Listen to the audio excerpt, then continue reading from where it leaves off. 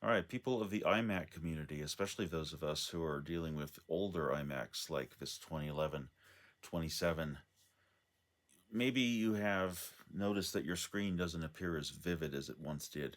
And maybe you've already buffed the glass, and maybe you've taken the glass off and buffed the backside, and maybe you've buffed the black glass that you see when you, or black screen when you've taken the glass off, and you put it back, and maybe the brightness is already as boosted as it's going to get, and you still see something that isn't quite as vivid and isn't quite as bright as you think it should be. And maybe you, like me, have taken a Thunderbolt display and you plugged it into your iMac, and you find that if you have the same Finder window open, you put it on one screen and it's nice and clear, like on the Thunderbolt, and then you bring it over to the iMac, and you notice that everything seems dimmer, and you're like, okay, there is something going on here. What is it? Because it looks kind of like that smoker soot kind of look, where everything browns out a little bit, right? And nothing is going to get the vitality back in the colors. So what that is that the layers between the the LCD glass, the black part that you see when you take this glass off, that right behind it is the LCD, which is the silver part. What you have to do is open it up, buff the silver part and the back side of a glass with microfiber cloths. Okay, and you'll know that you're on the right track, especially when you pull away a microfiber cloth that is marked up as badly as this one was when I finished this job a couple of days ago. Oh, here we go. See that murk right there at the top? Yeah, that and some more on this other one here. Came off this out of the inside of this kind of sandwich layer of the screen here. Okay, so I'll show you how to do it.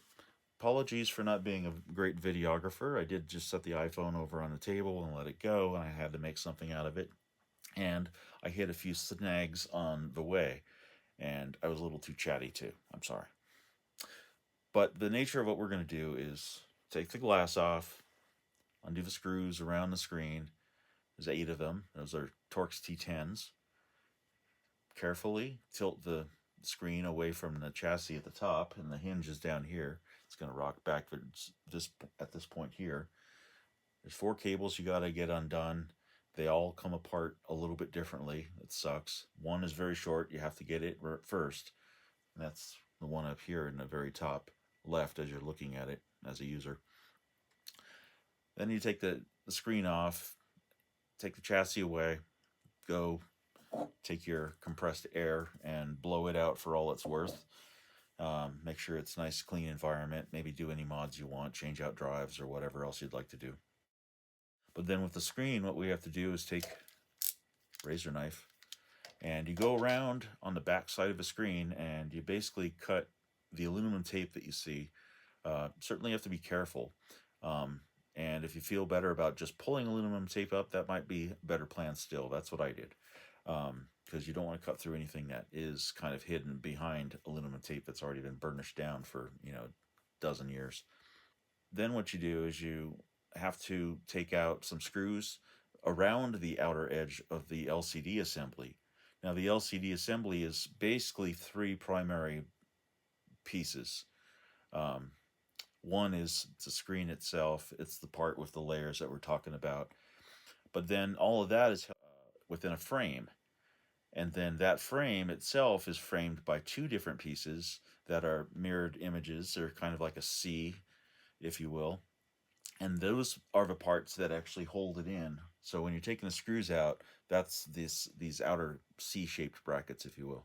So what you have to do is do a job of prying to get the screen assembly loose from that inner frame. There's 2 schools of thought on how to do that, to expose these little pop tabs that are available and the screws that are available to do this.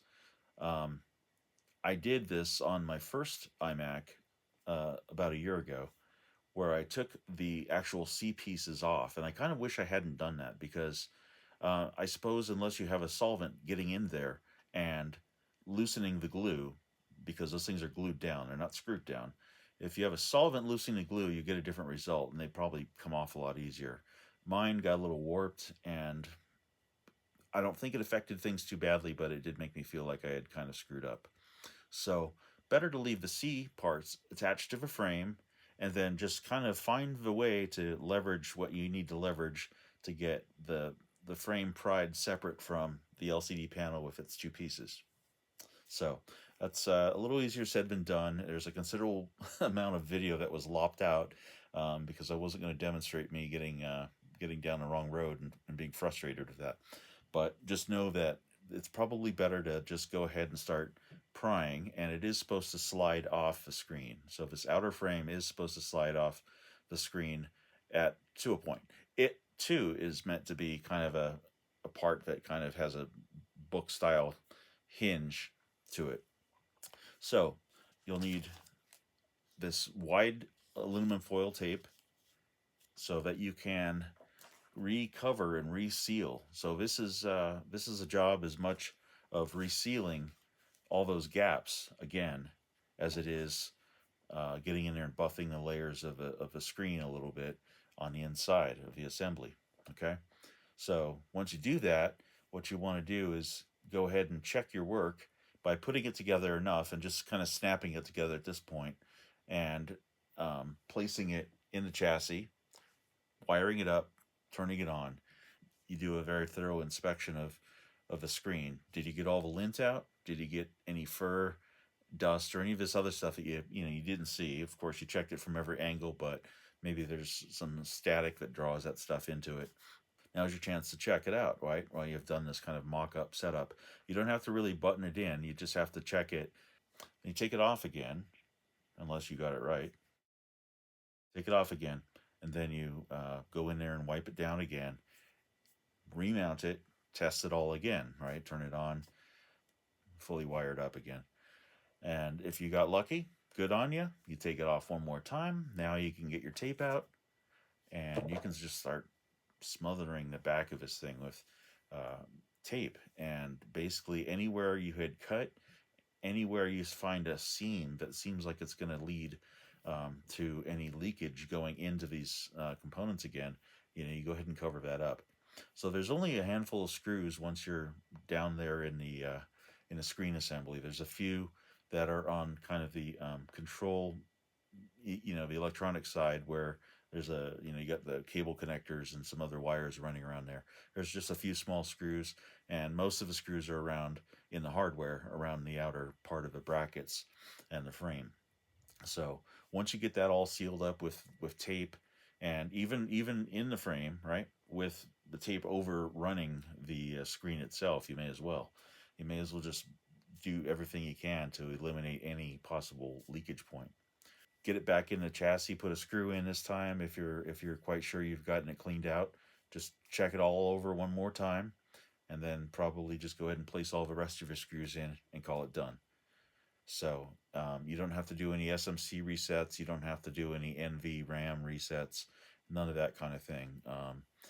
But yeah, do take advantage of the opportunity because you have the machine wide open. And if you want to replace the battery, change out any hard drive for an SSD, and you'll be happy to see that the screen looks vivid and new again, right? No more murk, no more kind of haze to it.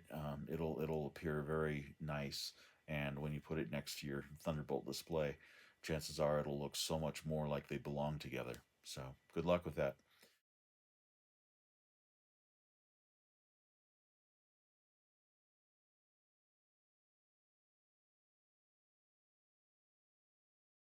Okay, for the iMac, what you have to start with is taking this front screen off, the clear glass, of course. And some people will use the suction cups that you can get from OWC or companies like that, Amazon, whatever. But after a while, you get your confidence up and you just say, I'm going to take it off with my fingernails. So the way you start this project is you go around on the sides here and you've got T10 screws. You got 1, 2, 3, 4, 5, 6, 7, 8. There's 8 of these to do. You don't have to touch anything else, but what happens is once you take those out, once you get to the last one, what you have to do is secure the screen, right? Put your hand up here right at this point and kind of stop it from tilting. or rock it back and keep it, so it's reclined. Otherwise, you risk having the screen fall forward. Some people will say that you should take this and lay it on its back. That's valid too. I've just done it this way, and I've done it enough times this way. I have my confidence. Call me a fool. But yes, put your thumb here. Make sure that when you take the last screw out, you're ready for it to topple forward. And then what you'll have to do is reach in, and there's a small cable connector here that comes up, one over here that comes down, another small one right about here, it comes up, and another one, you got to get a little ribbon. It's right next to it. They're like this. Little ribbon. You pull the ribbon up, and then you just lift it out. And then once you've done that, because remember you're holding it like this, so you got to be very finessed with one hand. Once you do that, then the screen is free to come out, so you can lift it out. Okay, so this cloudiness bit isn't something you can see from this side. All right, it looks beautiful on this side. It's all within the glass, but then what has to happen is there's some screws at a couple different points that have to come out. Okay, so this has to stay. This has to stay. But what happens is this tape gets cut in several places. This has to stay. This has to stay. On the other one that I did, this frame came off. You can see these screws right here. There might be some right under. There's one. And right there. I took this frame off, but that was glued on. And watching the video that I have been using as a cue, that guy didn't take the frame off. He didn't take the bracket off. So I'm gonna see about not doing that, because all he did was pop things off, which was pretty nice. So he did some of this stuff. So he left those alone. He cut through tape. This will be the replacement. Actually, more than a replacement, it'll be like the improvement upon what was in here, right? So wherever we cut, we have to redo it. But with this 1-inch tape or 1.5-inch tape, it'll cover a lot more. So if in doubt, cover more territory, cover the cut seams, cover anything else that looks like it could be a leak back into the screen. 2 screws right here. A couple screws right here. Okay, these come out. Doesn't hurt to peel back this tape. This is the old tape, so we're gonna replace it all.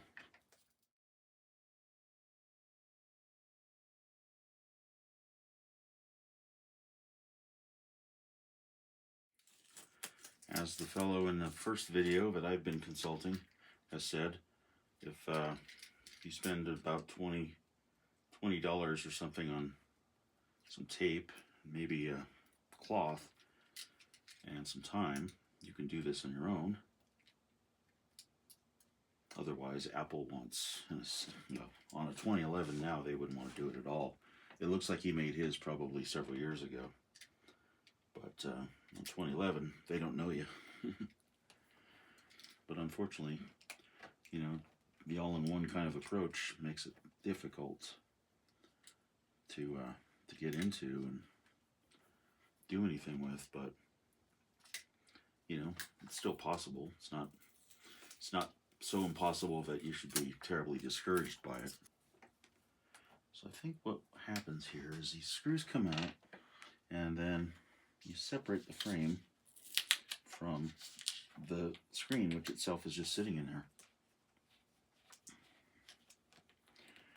And what I had done is taken the brackets off, which are attached to the outer frame here. And it appears as if that was more work than it needed to be, and I won't do that this time.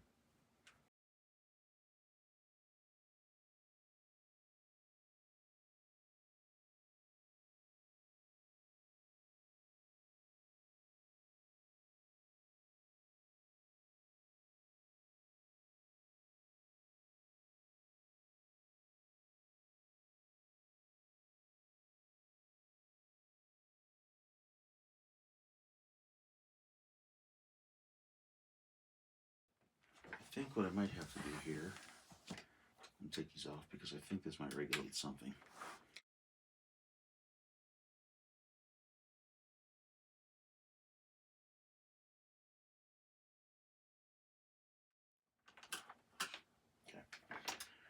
then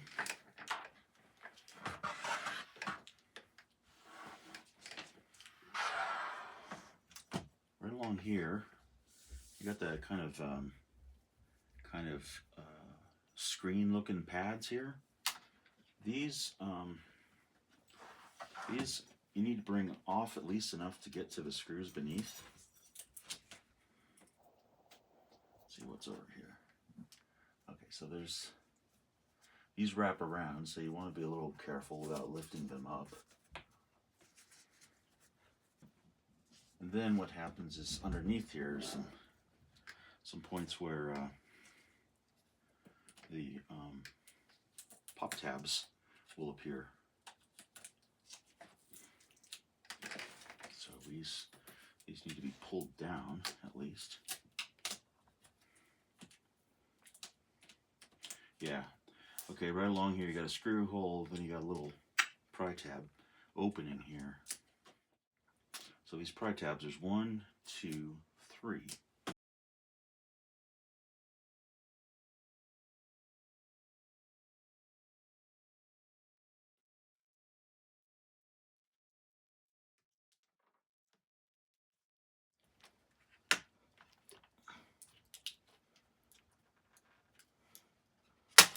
There we go.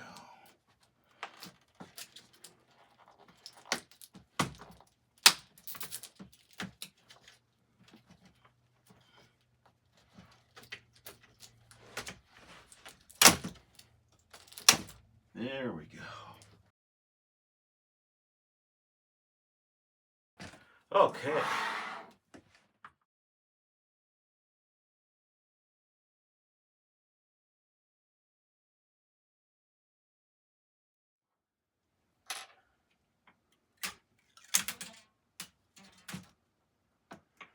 Okay.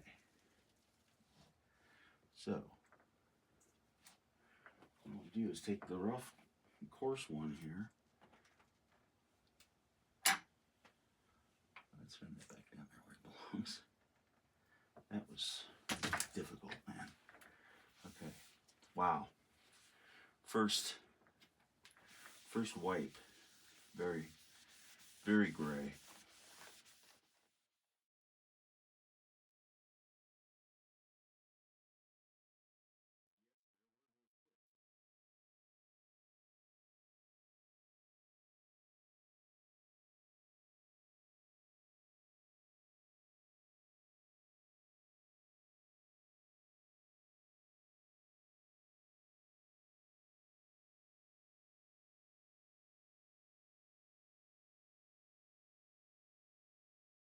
Yeah, these little specks of dust and hair and that kind of stuff, those aren't your friends when you're trying to do this thing here. There you go. Okay, this is just for the sake of making sure that this is back together and maybe operable. Okay, so now we need the chassis again and the power supply.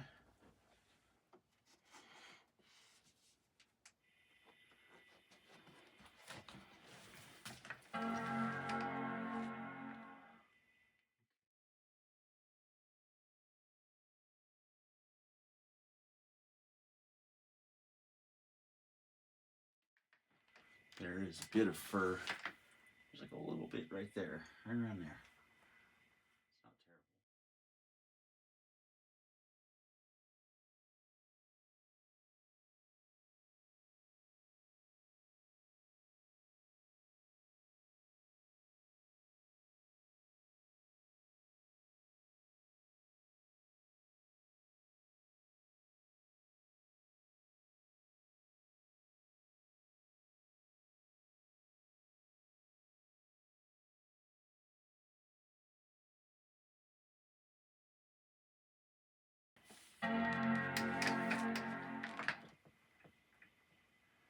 Looks pretty good. There might be a little faint one there. Saw something, but I think it's on the outside here, so that's not the problem. If that works, what we do is we take it back off, Run the tape everywhere and put our screws back in. It looks a lot better. It looks so much better. Okay, good. You can take it apart, screw it back together.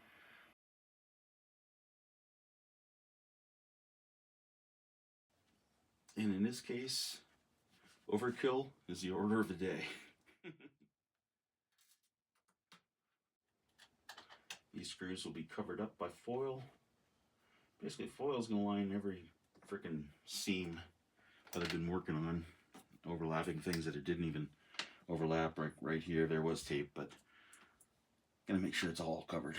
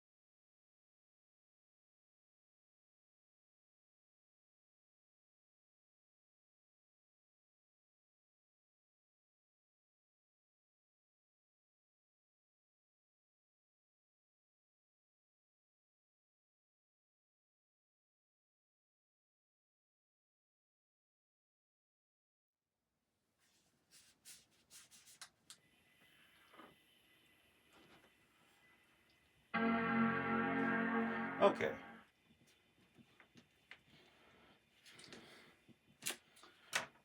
Okay, so we have a beautiful screen inside and out now. That color's vivid. Boom.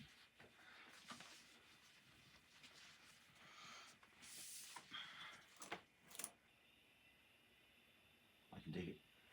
Clean the screen, shined it up inside a little bit, blew out some dust, checked on the internals a little bit, ran a whole shit ton of this aluminum tape. It works, man. It works. I'm happy with it.